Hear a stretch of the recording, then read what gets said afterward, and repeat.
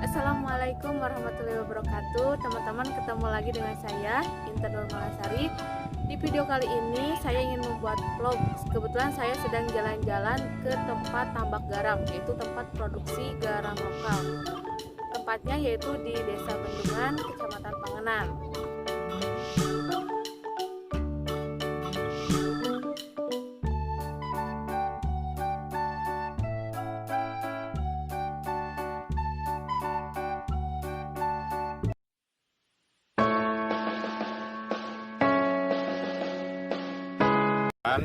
Jadi sekarang keadaannya sedang seperti ini.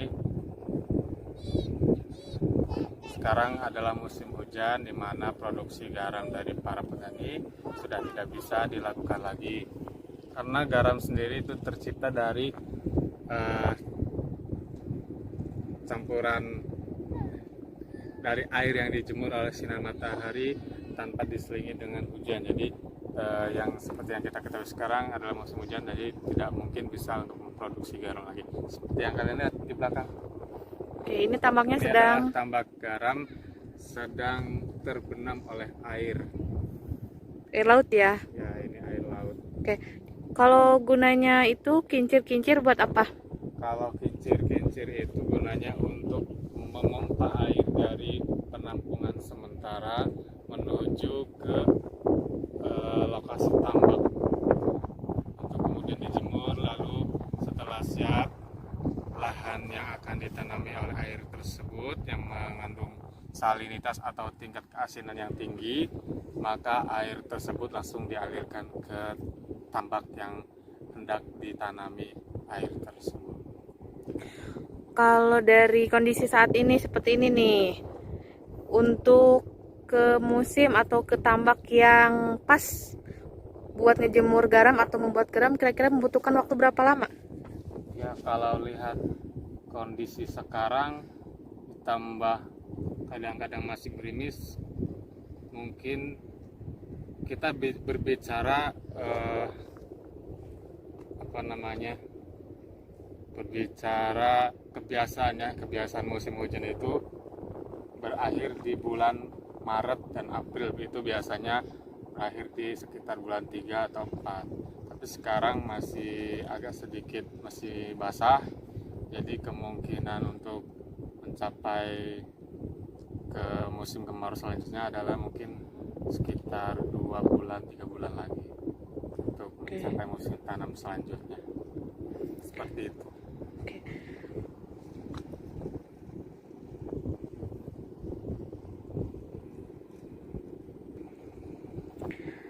Kan sekarang di sini kebanyakan petani garam yang mata pencahariannya itu sebagai petani garam. Terus sedang musim hujan, tambak juga sedang tidak bisa memproduksi garam. Kira-kira maksudnya itu tambak ini selain buat produksi garam bisa digunakan buat yang lain nggak gitu selama selama musim hujan ini, supaya para petani juga tetap memiliki mata pencaharian.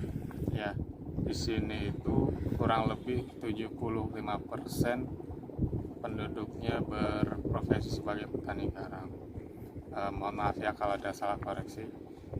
Dan ketika musim garam yang sedang terjadi, ketika sedang musim tanam garam, semua memang dari berbagai sektor, dari berbagai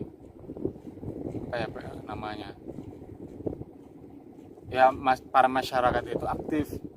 Ada yang memang yang punya lahan itu mempekerjakan orang, ada juga yang memang dia sendiri yang terjun langsung, lalu memburuhkan tetangganya, saudaranya untuk ikut memanen garam. Nah, dari sanalah ekonomi itu bergerak biasanya lebih cepat ya ketika pada musim garam. Ketika musim garam sudah selesai, masuk ke musim penghujan, biasanya mereka yang punya modal itu menjadikan lahan tambak garamnya itu sebagai tambak udang atau tambak bandeng atau opsional, tergantung dari memang kebutuhan dan kemampuan.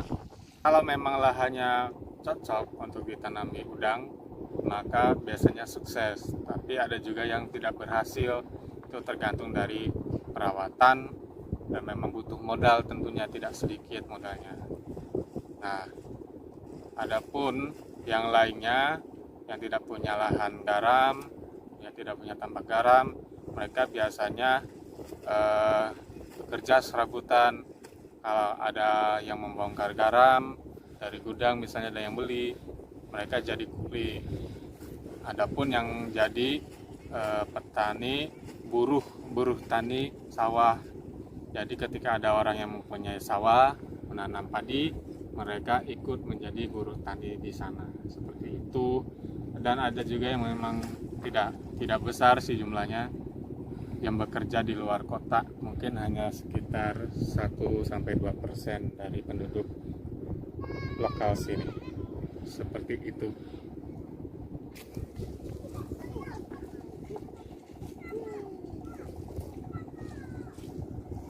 Kalau dia kamu dia.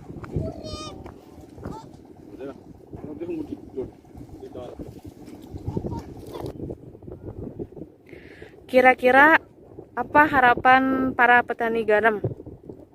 Ya, saya sendiri sebetulnya bukan petani garam ya, tapi memang sedikit banyak tahu tentang harapan-harapan mereka, utamanya soal harga.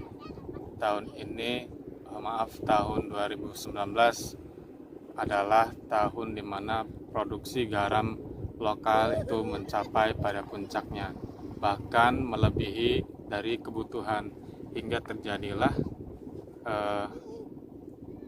penurunan drastis dari standar harga jual garam petani lokal.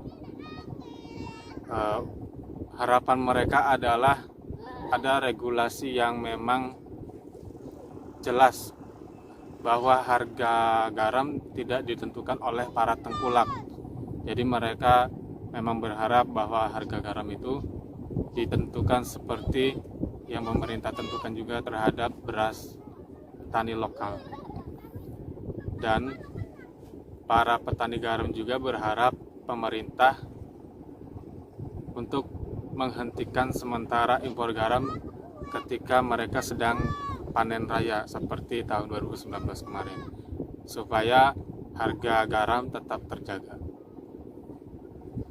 Seperti itu.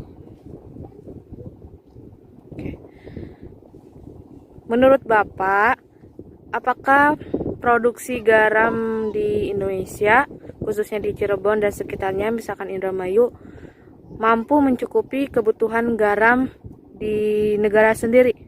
Kira-kira? Ya, kalau dari memang menghitung luas wilayah dan penghasilan per tahun, memang masih belum untuk mencukupi kebutuhan nasional. Memang kita tidak pungkiri bahwa kita pun masih butuh untuk garam asal dari luar ya, atau mengimpor garam. Kita memang masih butuh, terlebih dari sektor industri. Memang mereka menuntut bahwa garam yang harus mereka terima adalah kadar airnya sangat kecil, dan garam lokal belum bisa memenuhi itu. Jadi memang ada beberapa sektor yang garam lokal tidak bisa masuk ke sana.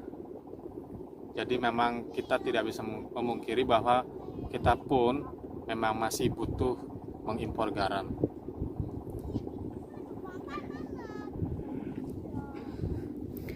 Di desa ini dari tahun berapa adanya tambak garam? Kalau bicara sejarah tambak garam, saya lahir tahun 1991. Ketika itu memang sudah ada tambak garam. Tetapi ketika saya bertanya kepada para sesepuh, tambak garam sendiri itu telah ada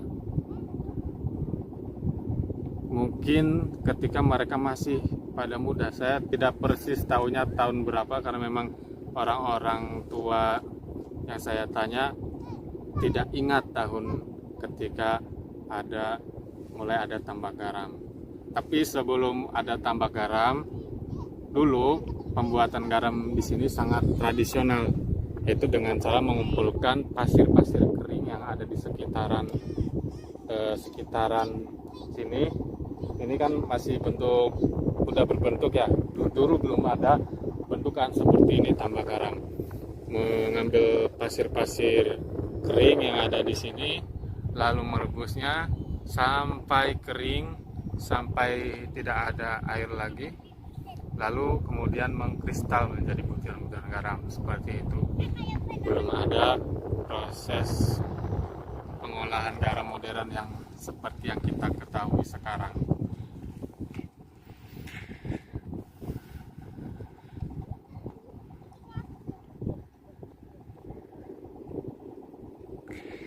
Kira-kira menurut pendapat dari Pak Agus, seberapa besar pengaruh dari produksi garam di sini terhadap perekonomian masyarakat sini?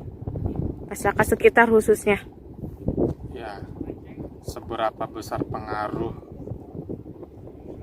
Kalau yang saya lihat secara kasat mata, memang sangat pengaruh. Apalagi ini adalah ruhnya dari ekonomi warga desa sini. Kalau mau tahu secara pasti harus membuat penelitian ya. Tapi kita bicara tentang ilmu praktis saja yang terlihat oleh mata. Memang sangat pengaruh ketika sudah memasuki musim tanam garam. Semua sepertinya tidak ada yang tidak mendapat berkahnya, ibaratnya. Tidak ada yang tidak dapat berkahnya.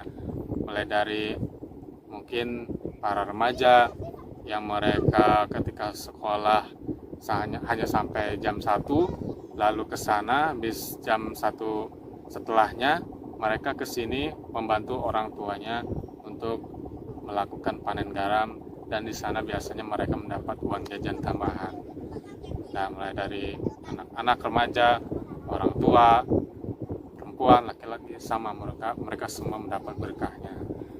Karena memang ini inti dari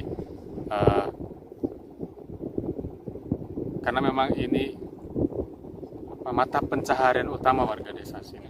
Oke teman-teman, jadi itu tadi vlog tentang jalan-jalan ke tambak garam. Tadi kita mendengar pemaparan tentang betapa pentingnya garam itu bagi perekonomian warga sini khususnya gitu. Tadi kebetulan yang jadi narasumber suami saya sendiri, asli orang sini. Terima kasih sudah menyaksikan video ini, semoga bermanfaat khususnya kepada saya sendiri dan suami saya dan umumnya kepada kita semua. Assalamualaikum warahmatullahi wabarakatuh.